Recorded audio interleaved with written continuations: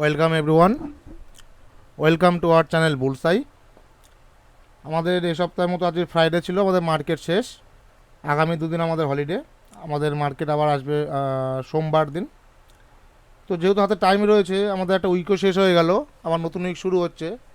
সেক্ষেত্রে ভাবলাম বেটার হবে যে, যেহেতু আমরা ইন্ডেক্স নিয়ে আলোচনা করি, ইন্ডেক্স দুটোকে দুটো পার্টে, ভিন্ন পার্টে ভিডিও বানালে আপনাদের সুবিধা হবে, একটু বেশি করে আলোকপাত করা যাবে। সে কারণে আজকে ব্যাঙ্ক নিফটি নিয়ে আলোচনা করছি আমাদের এই ভিডিওটাতে। পরবর্তী আরেকটা ভিডিও আসছে, সেটাতে আমরা নিফটি 50 ইন্ডেক্স নিয়ে আলোচনা করব ফ্রাইডের জন্য। আলোচনার বিষয়বস্তু থাকবে যে আমরা কি আগামী সপ্তাহে লং করতে পারবো, বা আমরা কি হোল্ডে রেখে চলতে পারবো, বা আমাদের ইন্ডেক্সের মুভমেন্ট কেমন হবে, আমাদের ইন্টারের জন্য লেভেল কী হবে, আমরা এই বিষয় নিয়ে আমাদের ভিডিওটাতে আলোচনা করব। তো অ্যাজ ইউজুয়াল আমরা প্রত্যেক দিন যেটা করি, ভিডিও শুরু হওয়ার আগে আমরা একটু ওয়ার্ল্ড ইন্ডেক্সগুলো দেখে নেবো, ওয়ার্ল্ড ইন্ডেক্স, ফিউচার ইন্ডেক্সগুলো কেমন চলছে। তো এখানে অলমোস্ট ওভারঅল একটা চোখ বুলালে যেটা পাওয়া যায়, ওভারঅল মার্কেট একটা বুলিশনেস রয়েছে। ওভারঅল মার্কেট আমাদের এখানে গ্রিন, কেউ 1%, কেউ 2% গ্রিনে আছে। মোটামুটি বলতে পারেন যে ক্ষণিকের জন্য হলেও তো মার্কেটের স্বস্তি এসছে, যে এতদিন যা ডাউন ডাউন করা হচ্ছিল, বিয়ারিশ মার্কেট বলা হচ্ছিল, আদৌ বিয়ারিশ যাবে কিনা বা আগামী দিনগুলোতে কী অপেক্ষা করছে সেটা তো এই মুহূর্তে বসে বলা সম্ভব নয়। কিন্তু ওভারঅল যা মার্কেট এই মুহূর্তে রয়েছে, ওয়ার্ল্ড মার্কেট আমাদের পজিটিভে আছে, অর্থাৎ একটু হলেও আমাদের বুলিশনেস আমরা দেখতে পাচ্ছি। সো আমরা আজকে আলোচনা করব সোমবার দিন আমাদের bank nifty level, intraday level কী হবে, এবং আগামী উইকে আমাদের ট্রেডিং সেট আপ কী থাকবে, বা আমাদের আগামী উইকে আমাদের পুরো উইকের জন্য আমাদের লং করতে পারবো কিনা সেটা নিয়ে আমরা আলোচনা করব। তো আমরা ব্যাঙ্ক নিফটি ইন্ডেক্স, এটা আমাদের ব্যাঙ্ক নিফটি ইন্ডেক্স, এটা আমাদের উইকলি চার্ট। এবং উইকলি চার্টেও, যেটা আমরা ডে চার্টে এতদিন ধরে বলে আসছিলাম, উইকলি চার্টও দেখুন আমাদের মোটামুটি 32,600 বা আপনার 32,500তে একটা রেজিস্ট্যান্স খুঁজে পাবেন, বা ওভারঅল যদি ধরতে পারি সেটা আমরা 32,000কেও বলতে পারি।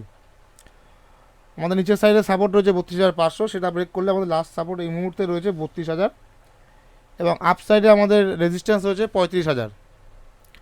আমরা আগামী দিনগুলোতে, অর্থাৎ আগামী সপ্তাহে আমরা দেখতে পারি, আমাদের কাছে একটা এক্সপেকশন থাকতে পারে যে মার্কেট হয়তো আমাদের এই রেঞ্জের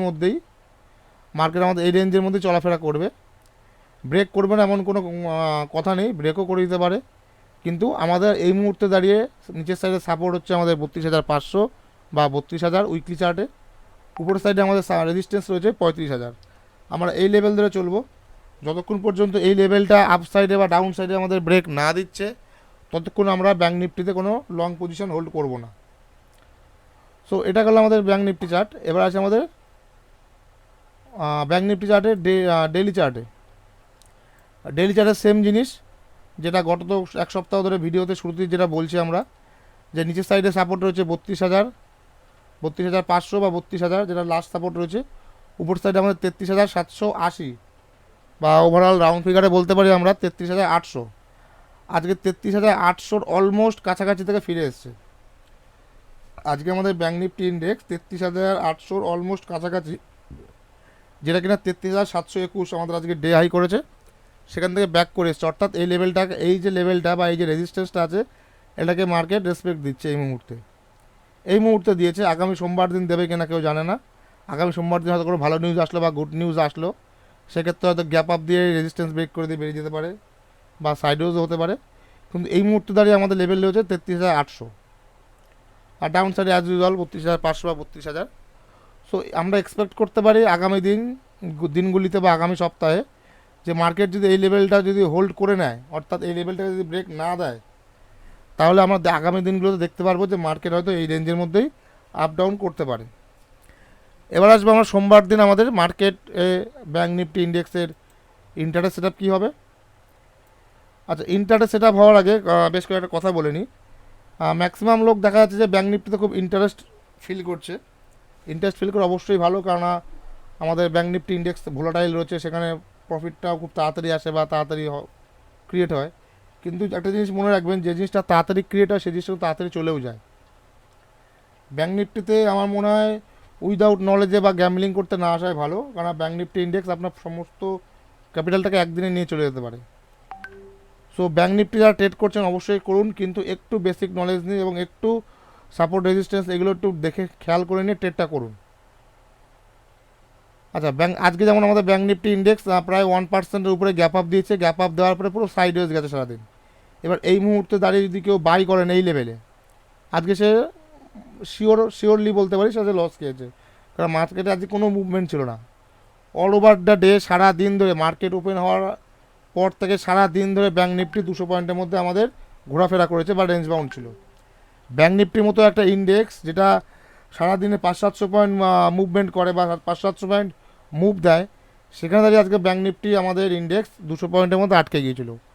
সো যারা বায়াররা তারা এই মুহূর্তে একটু ওয়েট করুন। লেভেল যতক্ষণ ব্রেক না করছে ততক্ষণ কিন্তু বাই করবেন না, কারণ অনেকে ভেবেছে আজকে হয়তো যে ব্যাঙ্ক নিফটি 1% আপ দিয়ে দিয়েছে মানে ব্যাঙ্ক নিফটি বুলিশ হয়ে গেছে, বাই করেনি। যারা বাই করেছেন প্রত্যেকে ফেসেছেন, কারণ প্রথম 30 মিনিটের ক্যান্ডেলে দেখুন না উপর সাইডে ঠিকমতো ব্রেক দিয়েছে আর নিচের সাইডে তো আমার টাচই হয়নি।